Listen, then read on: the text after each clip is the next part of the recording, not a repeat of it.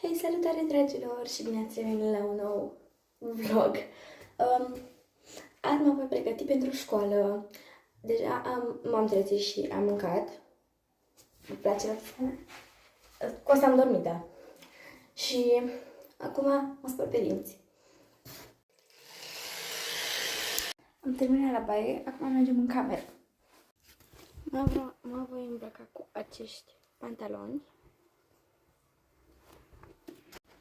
Acum îmi voi pune cam așa. Așa, deci m-am îmbrăcat. Acum trebuie să o aștept pe mama ca să-mi facă părul. Și cam așa, să mai fac într-un fel. Acum am pun pantofii.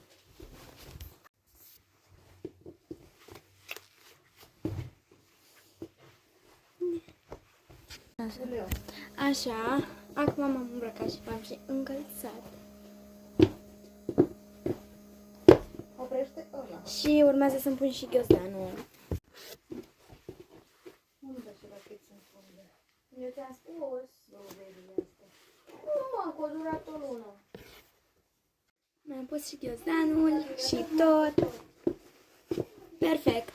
Acum plec la școală. Succes în nou an școlar!